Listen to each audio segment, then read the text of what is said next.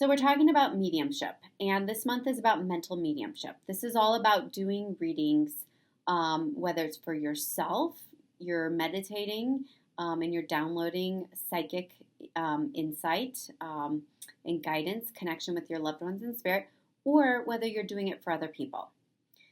So, here's the first thing.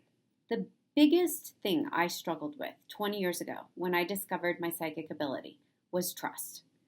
And mainly because for the first 20 years of my life, I had no awareness that I could talk to dead people or that I had a strong psychic ability.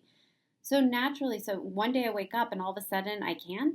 So I thought for sure something was wrong with me or that I was making this all up. Well, for the first few years, my guides, my angels, my deceased grandmother, they knew I thought I was going crazy and they knew I needed a lot of proof. A lot of tangible validation. Well, of course, 20 years later, here we are now. It's not even a question, it's a knowing. It is so real. And what I get excited about is demonstrating this work and giving enough evidence or validations to help the people I'm working with also know it's real and to build their own authentic faith that the soul is eternal. Their loved ones are with them, talking to them. It's not a one-sided conversation. So I feel my purpose in sharing this gift is to demonstrate it, to be the messenger, but to empower other people to trust their own abilities to connect with the other side, to trust their own intuition, and to know they are not making it up. So doubt, trust, those were big lessons for me in the beginning. And I want to share something with you that happened a few days ago. And the reason I'm sharing this is that here I am, 20 years later. I've done my 10,000 hours of readings, right?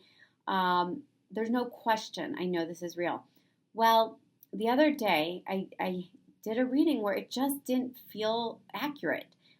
Everything I was saying, from names of deceased family members to events happening, such as her seeing a black cat as a sign, or that a guy who's a J initial, who's an old friend of hers, was going to reach out and she should go out with him and date him, and so forth. Something about hummingbirds with her mother's grandmother.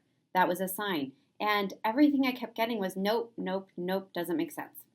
Well, I knew in my heart that what I was getting was a connection to spirit. I knew I wasn't making it up. However, I was left feeling a little frustrated with spirit. Because I never have that much that doesn't add up in one reading. So I told her, sit with this, give it time. Readings are not linear. The information that comes through a mediumship, when spirits communicate with us, they don't operate in the same way we do in this world in a linear fashion.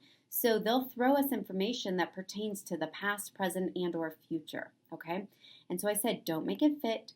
Give it time. In time, hopefully this all plays out. It will make sense. You'll connect the dots. And you may want to go home and share this with your family because oftentimes information that comes through, you don't have prior knowledge and somebody else can validate it for you. Well, fast forward a few days later, I got this amazing email and it proved to validate exactly what my intuitive sense was, that in time she would connect the dots. And I guess the reason I want to share it with you is that this is a very real experience that happens to all of us, the best of us, when we're doing psychic readings and mediumship. Okay, so don't get discouraged. Keep your faith.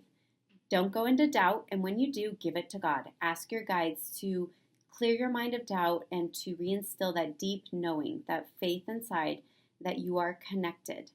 So the email that she sent me, she said, "Hi, Rebecca. I hope you had a nice weekend. I wanted to say thank you again for the reading last week. It was fascinating to hear everything. I thought you should know that I spoke to my mom and she was floored. You said that my grandmother's sign for my mom was hummingbirds, and my mom knew immediately it was correct. My grandmother loved hummingbirds. My mom got really emotional and now wants to set up a hummingbird feeder at her house." Pretty amazing. She also verified that some of the people you picked up on were her grandparents, who I never met. She didn't have prior knowledge. Another interesting thing, you mentioned that I should go out with a guy with a J name, and the guy we discussed texted me Thursday morning.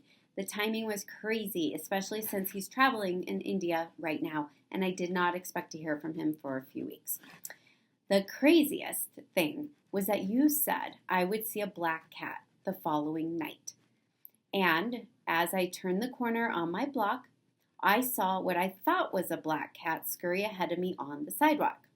I kept walking, and as I got to my place, there was the cat sitting just inside my gate staring at me. We made eye contact for a few seconds, and then the cat ran off.